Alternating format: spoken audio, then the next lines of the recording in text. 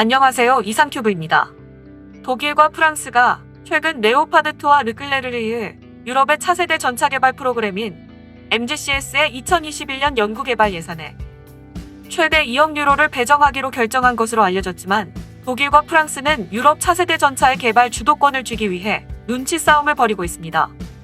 MGCS는 유럽의 차세대 전차 개발 프로그램으로 2025년까지 기술 검증용 차량을 제조하고, 그 결과를 토대로 프로토타입 제조를 진행해 양산된 차기 전차를 2035년경에 인도할 예정입니다. MGCS 프로그램에 드는 최종 연구 개발비는 약 15억 유로로 알려져 있습니다. 연구 개발비를 독일과 프랑스의 수요만 상쇄하면 조달 비용이 비싼 것이지만, 독일과 프랑스의 차기 전차 개발 프로그램은 유럽의 6세대 전투기 개발 프로그램인 FCAS와 밀접한 관계가 있어 이탈리아와 폴란드 등 다른 나라의 개발 참여를 허용하고 있지 않습니다.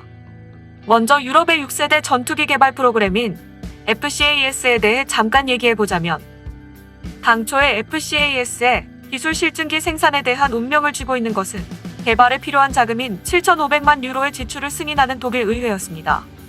독일 의회는 프랑스에 거점을 둔 다소사가 개발 주도권과 결정에 관한 우위성을 가져간 것에 대해 불만을 가지고 있으며, 독일 의회 의원들은 FCAS 프로그램에 대해 프랑스와 독일은 동등한 주도권과 결정권을 가져야 한다고 생각하고 있었습니다. 당초 프랑스가 개발 주도권을 갖게 된 형식으로 양국 정부가 합의한 이유는, 만약 양국이 동등한 결정권을 가질 경우 사양 및 요구 성능 조정에 시간이 걸린다는 공동 개발만의 취약점을 미리 예방한다는 의미도 있지만, 가장 큰 이유는 양국이 공동 개발하는 차기 전차의 개발 주도권을 독일이 가져갔기 때문입니다.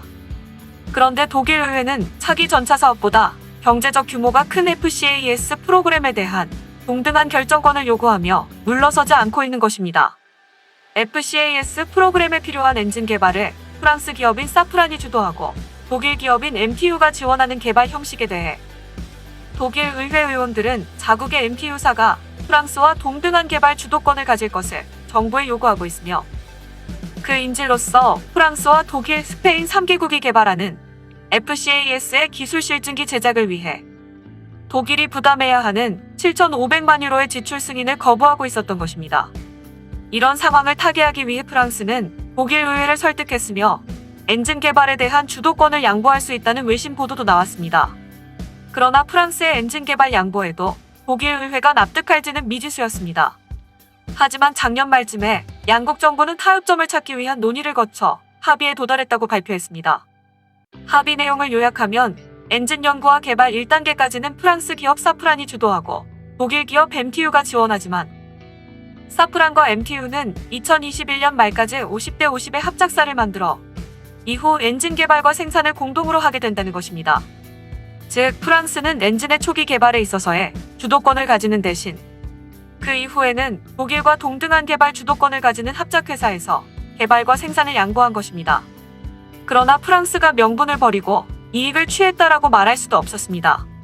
6세대 전투기 FCAS에서 개발되는 기체를 전투기 라팔의 업그레이드용으로 채택하려는 프랑스로서는 함재기로도 사용한다는 전제하에 설계가 필요하며, 함재기 설계 경험이 있는 사프란사가 초기 개발을 주도함으로써 엔진의 사양을 방향지으면, 독일과 동등한 개발 주도권을 가진 합작회사에서 개발을 계속해도 설계와 사양이 크게 바뀌지는 않을 것으로 전망했을 것입니다. 독일로서도 초기 개발 단계를 제외하고는 프랑스와 동등한 개발 주도권을 MTU가 가질 수 있기 때문에 프랑스는 독일 의회를 설득할 수 있다고 생각했을 것입니다. 문제는 이 합의 내용으로 독일 정부가 의회를 설득시킬 수 있냐였습니다. 어디까지나 이 합의는 양국 정부 간에 의한 것으로 독일 의회가 이를 납득하지 못하고, 기술 실증기 개발을 위해 부담해야 하는 독일분 7,500만 유로 지출을 거부하면 FCAS의 사업은 차질을 빚을 수밖에 없었습니다. 이런 힘든 과정 끝에 올 2월 마침내 독일 의회는 기술 실증기 개발을 위한 독일 분담금 7,500만 유로의 지출을 승인했습니다. 이에 따라 프랑스와 독일 정부는 계약을 맺고 2019년 초부터 시작된 공동 개념 연구에서 나온 결과물에 따라 기술 실증기 제작에 돌입하며 비행 테스트는 2026년에 시작된다고 발표했습니다. 하지만 MGCS와 차세대 전투기 공동 개발을 마무리하기 전까지는 수많은 난관을 극복해야 하는데, 이미 한 차례 골머리를 앓았던 프랑스는 수많은 난관을 이겨내고 공동 개발을 마무리 지을지에 대해 회의적인 시각을 나타내고 있습니다.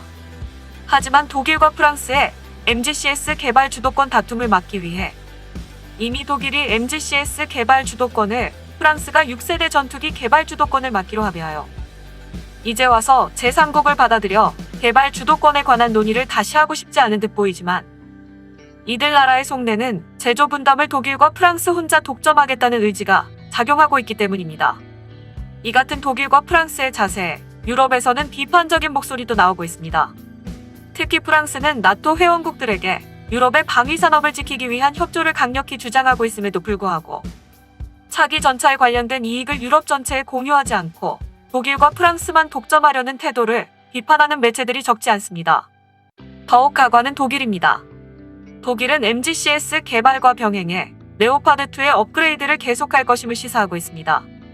MGCS보다 먼저 차세대 전차에 가까운 능력을 갖춘 레오파드2를 손에 넣어 단독으로 수출을 시도할 수 있다고 언급하고 있습니다. 즉 MGCS에서 습득한 기술을 레오파드2에 적용시켜 단독으로 해외에 수출한다는 내용입니다. 때문에 차기 전차에 관련된 이익을 독점하는 것은 독일과 프랑스가 아닌 독일뿐이라는 설까지 나오고 있습니다. 어느 쪽이든 프랑스가 유럽 방위 산업을 지키기 위한 협조를 외치면 외칠수록 MGCS 프로그램에 대한 비난은 거세지고 있습니다. 그 틈을 이용해 미국이나 새로운 전차 개발국으로 떠오르고 있는 한국 등에 떠밀릴 수 있으며, 그렇게 되면 유럽의 전차 시장은 다른 나라 전차들이 잠식할 것이라고 유럽의 언론들은 강조하고 있습니다. 과연 독일과 프랑스의 차세대 전차 계획은 성공할지, 아니면 유럽 전차 산업 붕괴의 발단이 될지 주목됩니다. 이상 마치겠습니다. 시청해주셔서 고맙습니다. 이상큐브였습니다.